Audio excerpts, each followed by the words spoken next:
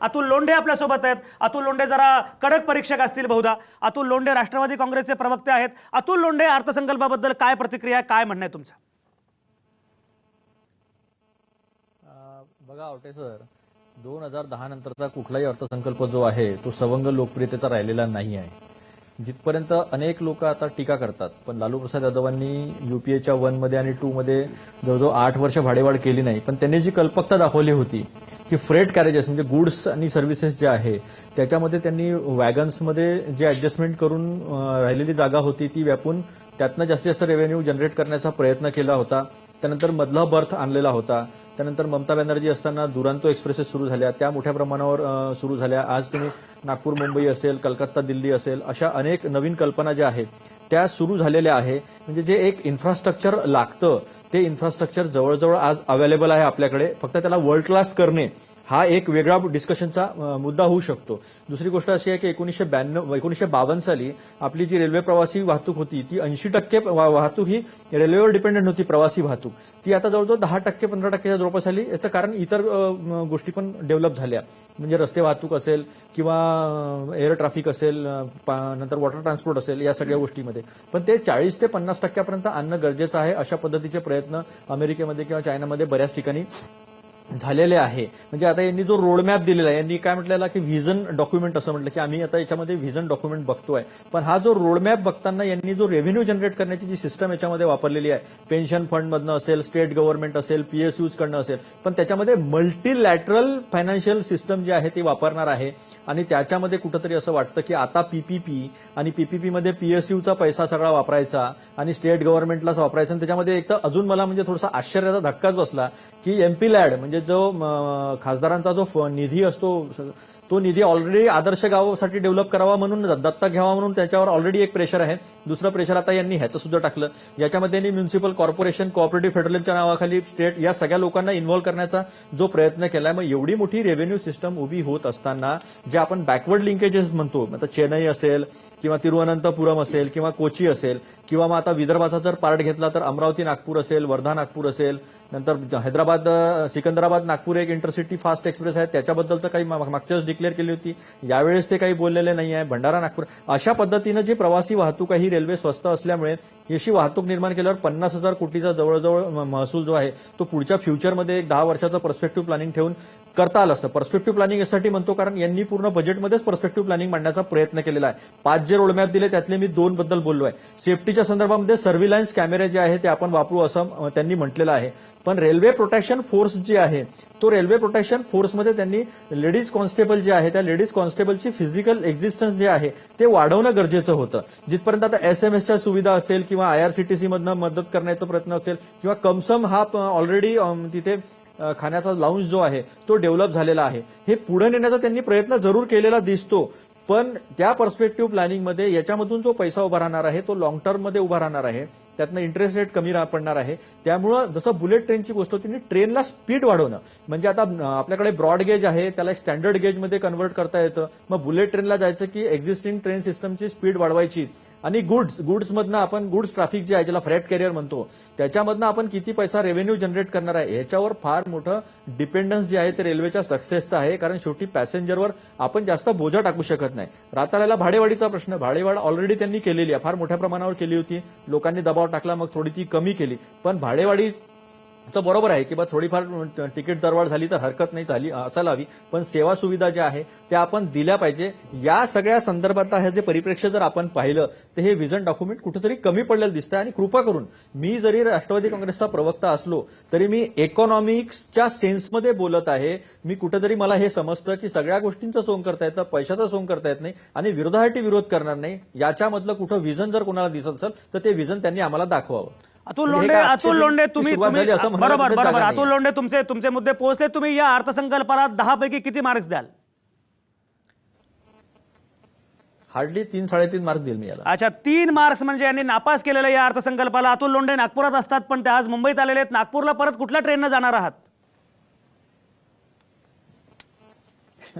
नागपूरला दुरांतोनी दुरांतूर जाणार आहात. बरं, ठीक आहे. अतुल लोंढे तुमचे मुद्दे पोहोचले. हेमलता पाटील आत्ता आपल्यासोबत आहेत नाशिकमध्ये. हेमलता पाटील काँग्रेसच्या प्रवक्त्या आहेत. हेमलता पाटील, आत्ता अतुल लोंढेंचं म्हणणं असं आहे की मी 10 पैकी 3-3.5 मार्क्स देईन, कारण खरं म्हणजे एकूण हा जो काही अर्थसंकल्प आहे त्या अर्थसंकल्पामध्ये कुठलाच आराखडा दिसत नाही, असं अतुल लोंढेंचं म्हणणं आहे. तुम्ही या अर्थसंकल्पाकडे हेमलता पाटील कसं बघता आहात? आपण बघितलं असेल की आज सकाळपासून सगळ्या चॅनेल्सवरती असं चाललं होतं की आता 12 वाजता पेपर फुटणार आहे, आणि जेव्हा 12 वाजता पेपर फुटला तेव्हा आपण बघितलं की पेपर पूर्ण कोरा होता. आता तुम्हीच मला सांगा की ह्या कोऱ्या पेपरला किती मार्क्स दिले पाहिजे. म्हणजे मला तर काही या प्रश्नाचं उत्तरच कळत नाही की ह्या पेपरला मार्क्स कसे द्यावेत.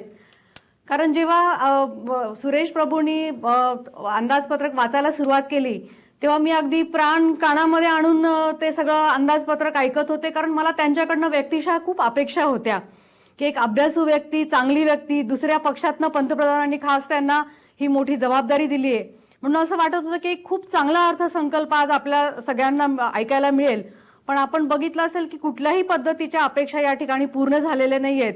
म्हणून मला तर या कोऱ्या पेपरला किती मार्क द्यावेत हाच सगळ्यात मोठा प्रश्न माझ्यासमोर उभा राहिलेला आहे. हेमलता पाटलांनी 0 मार्क दिले तर अतुल लोंढे आणि हेमलता पाटील यांच्यासारखे परीक्षक असतील तर पोरांचं काही खरं नाही. फारच कडक परीक्षक आहेत. आता प्राध्यापिका वर्षा भोसले या स्वतः प्राध्यापिकाच आहेत, पण त्या भाजपच्या प्रवक्त्या असल्यामुळे त्या फार कडक परीक्षक कदाचित असणार नाहीत. प्राध्यापिका वर्षा भोसले, हे सगळे मुद्दे काय आता आहेत तुम्ही बघतात. अतुल लोंढेंचं म्हणणं असं आहे आराखडाच नाहीये. हेमलता पाटील असं म्हणतायत की हा पेपरच कोरा आहे, या कोऱ्या पेपरला काय मार्क्स द्यायचे, एकूण विजन दिसत नाही, एकूण दृष्टी नाही, असा हा रेल्वे अर्थसंकल्प आहे. अशा प्रकारची प्रतिक्रिया अतुल लोंढे आणि हेमलता पाटील यांची आहे.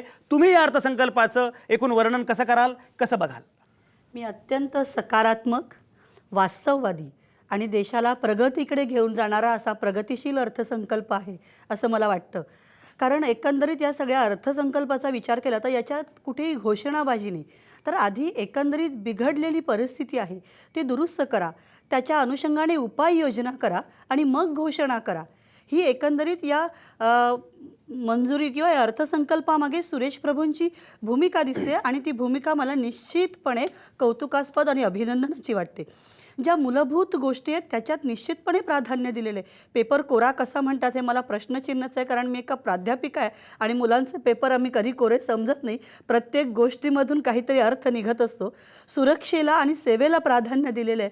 सर्वसामान्य जनतेचा विचार इथे केलेला आहे. कुठल्याही प्रकारची दरवाढ या तिकिटामध्ये झालेली नाही आहे. स्वच्छता हा जो एकंदरीत आरोग्याशी निगडीत असलेला प्रश्न आणि 17,000 टॉयलेट्स बांधण्याचा हा खूप मोठा निर्णय मला असं वाटतं. आज किती रेल्वे स्टेशन्सवरती टॉयलेट्स आहेत आणि त्या टॉयलेट्समध्ये जाण्याची किती जणांची इच्छा होते. तर या सुरक्षिततेवरती दिलेला जो भर आहे तो सुद्धा मला असं महत्त्वाचा वाटतो. प्राथमिक वर्षा, मगाशी मला सांगा की हेडलाईन्सच्या संदर्भात आपण जेव्हा बघत होतो तेव्हा असं म्हटलं गेलं की हा ऐतिहासिक अर्थसंकल्प एका अर्थानं, कारण पहिल्यांदाच एवढे रेल्वे अर्थसंकल्प आले पण पहिल्यांदाच या रेल्वे अर्थसंकल्पामध्ये एकही नवी गाडी जाहीर झालेली नाहीये. तर नवीन रेल्वे किंवा नवीन अशा प्रकारे कुठलाही प्रकल्प नाही, याचं कारण तुम्हाला काय वाटतं? कारण हे पायाभरणी करणारं बजेट आहे असं मी म्हणते. आत्तापर्यंत अशा प्रकारची पायाभरणी कुणी केलेलीच नाही. मोठे मोठे इमले बांधायची स्वप्न दाखवणं खूप सोपं असतं, पण आत्तापर्यंत किती घोषणा अस्तित्वात आल्या आहेत, किती गोष्ट अंमलात आलेल्या आहेत, तर याची तुम्हालाही कल्पना आहे. आणि भारतीय जनता पार्टीचं सरकार एका निराशेच्या पार्श्वभूमीवरती ज्यावेळेस सत्तेत आलं त्यावेळेस निश्चितपणे लोकांच्या खूप अपेक्षा आहेत आणि या अपेक्षा ज्या आहेत त्या अपेक्षांचा विचार करत असताना मॅग्नेटिव्ह चेंज एकत्र लाणं, एकत्रितपणे आणणं हे शक्य नाही. पण या मॅग्नेटिव्ह चेंजची लोकांमध्ये अपेक्षा आहे. पण टप्प्याटप्प्याने हा अर्थसंकल्प लोकांना, आणि मला असं वाटतं जे खऱ्या अर्थानं तज्ज्ञ आहेत त्यांनी हा पॉझिटिव्हली स्वीकारलेला आहे आणि देशाला प्रगतीकडे घेऊन जाणार आहे हा विचार अनेकांनी मांडला. प्राध्यापिका वर्षा, मला सांगा की आता युनियन बजेट येणार आहे. आता साधारण बजेट जे आपलं नेहमीच आहे ते 28 तारखेला येते. त्याच्यामध्ये सुद्धा याच प्रकारच्या गोष्टी असतील आणि लोकप्रिय गोष्टी नसतील असं तुम्हाला वाटतं का? घोषणाबाजीला महत्व आहे का? नाही, आज वाटतं का? लोकांना तुमचे- काय तुम्ही कसं हवंय? बघता आहात? निश्चितपणे की पायाभूत सुविधांना पायाभरणी करण्यावरतीच आज, कारण हे पहिलं वर्ष आहे आणि या वर्षामध्ये आपण पायाभूत सुविधा, मूलभूत सुविधा आहेत त्या लोकांना देणं, बेसिक सुविधा पुरवणं, पायाभूत सुविधांवर त्याच्यामध्ये महत्व आहे आणि त्याच अंगानं नवे केंद्रीय अर्थसंकल्प सुद्धा असेल असं प्राध्यापिका वर्षा भोसले म्हणतात. किती मार्क्स द्याल या अर्थसंकल्पाला? मी तर 9.5 मार्क्स देईन. अरे अर्धा मार्क्स तुम्ही कशाला खाल्ला होगा? 9.5 मार्क्स फारच दयाळू प्राध्यापिका आहेत. या सगळ्यांचीच आपल्याला चर्चा करायची आहे आणि कोण किती मार्क्स देत आहे या अर्थसंकल्पाकडे, रेल्वे अर्थसंकल्पाकडे कसं बघतं हे बघायचं आहे. भालचंद्र कांगो आपल्यासोबत आहेत, कम्युनिस्ट नेते आहेत भालचंद्र कांगो, त्यांच्याकडे मला जायचं, ते आणखी कदाचित त्रयस्थपणे मूल्यमापन करू शकतील. ही सगळी चर्चा आपल्याला करायची आहे. ही चर्चा मी सुरू ठेवणारच आहे, पण आत्ता मी घेतोय एक छोटासा ब्रेक.